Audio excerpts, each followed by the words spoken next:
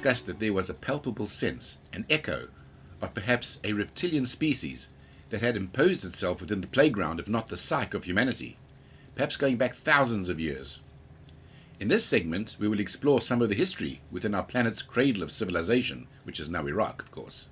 We will describe artifacts associated with bipedal reptilians that can be found in museums, such as the National Museum of Iraq, and show examples of gargoyles used as symbols of knowledge and enlightenment on established institutionalized buildings, including the Vatican and Notre Dame.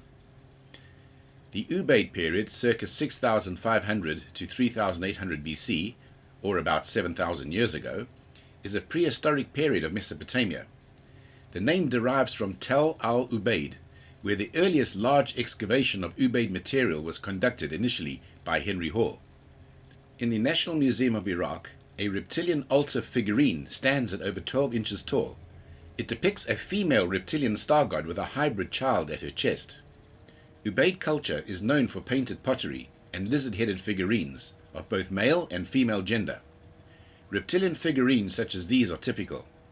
The figure holds a baby on her hip and suckles it. Most striking is this clip, a film taken at Oxford University of a gargoyle, which clearly depicts a reptilian being holding its child or hybrid overlooking the courtyard of the university. It lurks in the shadows unnoticed, except by the cameraman. Scholars and historians have been totally confounded by the abrupt rise in the Sumerian culture nearly 6,000 years ago in the fertile crescents of the Tigris and Euphrates River. This sudden civilization seems to appear out of thin air and refuse to conform to the popular historical theory of linear development and cultural evolution. Historian Professor Charles Hapgood squarely faces the issue when he writes that, "Today we find primitive cultures coexisting with advanced model society on all continents. We shall now assume that 20,000 years ago, while Paleolithic peoples held out in Europe, more advanced cultures existed elsewhere on Earth. The Sumerians had the world's first medicine and pharmacopoeia, the world's first brain surgery, the world's first agriculture and farmer's almanac, the world's first cosmology and astronomy, the world's first law codes, and they utilized a highly advanced technology capable of sophisticated metallurgy, smelting, refining, and alloying, as well as petroleum fuel refining. Most importantly, the Sumerians were responsible for the world's first genetic engineering.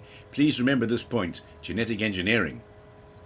Like a mystery without a suspect, the Sumerian story remained a riddle until historian archaeologist Zecharia Sitchin published a remarkable book called The 12th Planet in 1979.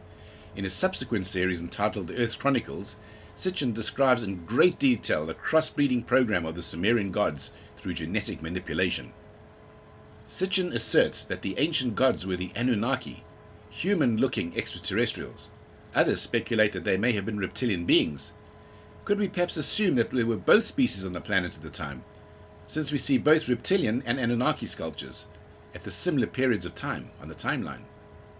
Either way, it was because of the influence of the gods that a rather advanced human civilization came so rapidly into existence. In this picture, we see a Sumerian tablet depicting reptilian humanoids. A quick analysis shows, firstly, the owl on the right is a major Illuminati worship deity for reptilians as well. The 7 planets top left represent the Pleiades, major Illuminati worship. The depicted sun is not ours, it is the ancient star of the gods, namely Nibiru. And finally, an Anunnaki flying craft is also visible, a UFO or disk. In West Africa, other mysterious sculptures were found, known as the Nomoli figures, with a metal ball. When searching for diamonds in West African Sierra Leone, local people made this unexpected find. They repeatedly came across 40 to 70 centimeter tall sculptures. The origin of these so-called Nomoli is uncertain. Some were discovered at depths of 50 meters. An alleged 17,000 years old, this unusual Nomoli reptilian-like figure is the oldest. A small metal ball was hidden in a hollow space inside it. An analysis showed that it was made from chrome and steel. However, this metal ball was already in the figure when it was found. How did it get there? And much more important, where did the metal come from? So, what have we learned today? Ancient Iraq appears to be the cradle of human civilization.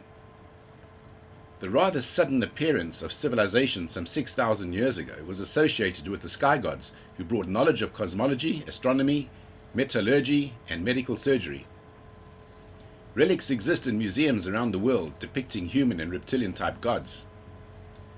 Their carved images are found on institutionalized buildings such as the Notre Dame, Vatican, and Oxford University, amongst many others. At the core of these revelations are genetic processes that appear to be responsible for the creation of hybrids, perhaps resulting in more intelligent and controllable humans, some of whom were proxies to the gods and designed to rule the planet. Are the designers reptilian? Or human-looking Anunnaki? Or perhaps both, but at different periods of time on the timeline?